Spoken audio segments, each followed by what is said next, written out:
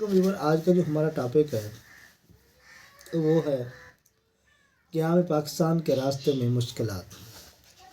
چلتے ہیں اپنے ٹاپک کی طرف سے پہلے آپ سے ریکویسٹ ہے کہ آپ نے میرے چینل کو سبسکرائب، لائک اور شیئر کر دیں۔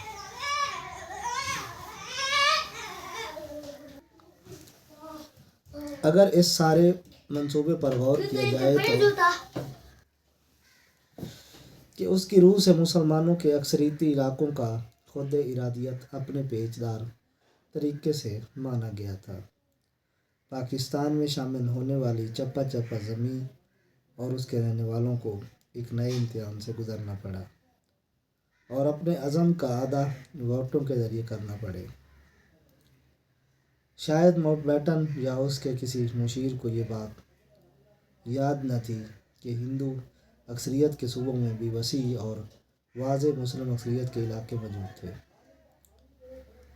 اگر مسلم اکثریت کے صوبوں کی ہندو اقلیتوں کو حق کے خود ارادیت دے دیا گیا تھا تو ہندو صوبوں کی اقلیتوں کو اس سے محروم کرنے کا کیا جواز تھا؟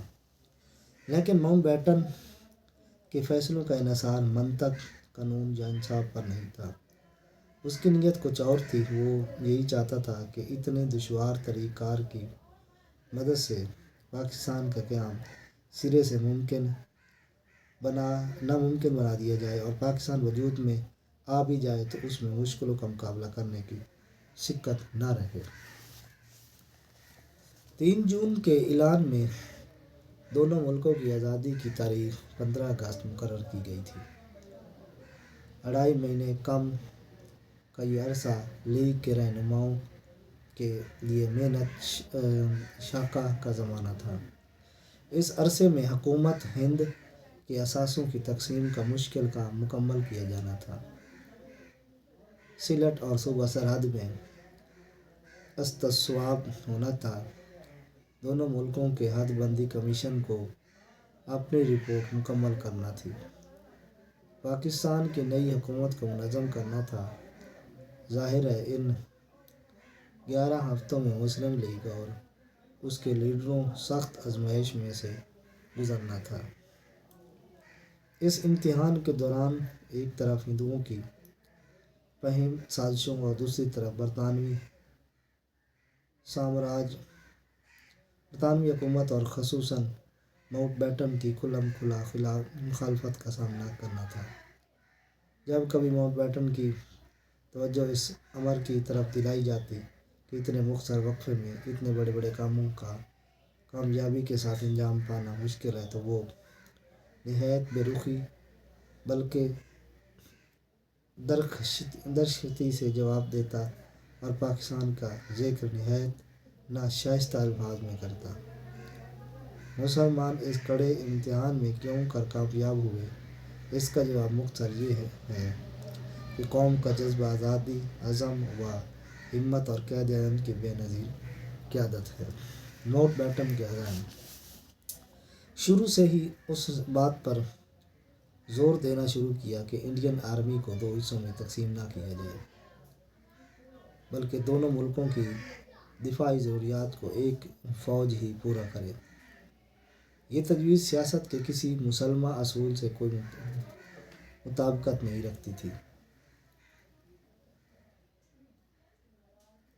قائد اعظم نے اس بات کو ماننے سے صاف انکار کر دیا۔ اس کا موقف یہ تھا کہ فوج کا مکمل کنٹرول کسی مملکت کے اقتدار اعلیٰ کی پہلی اور لازمی شرط ہے۔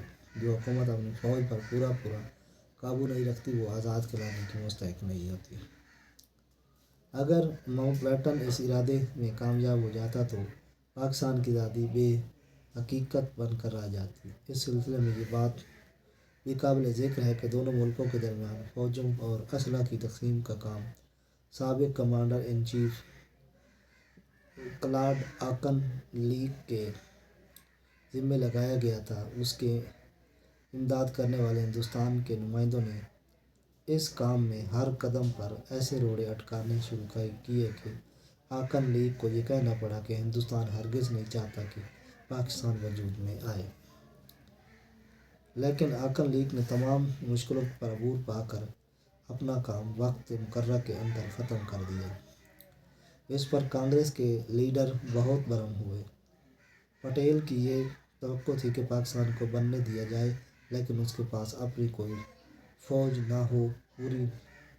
نہ ہوئی۔ اس لیے ہندو پریس نے آکن لیگ کے خلاف اسلام تراشی کی مہم شروع کر دی اور اس کو طعنے کے طور پر پاکستانی کہنا شروع کر دیا۔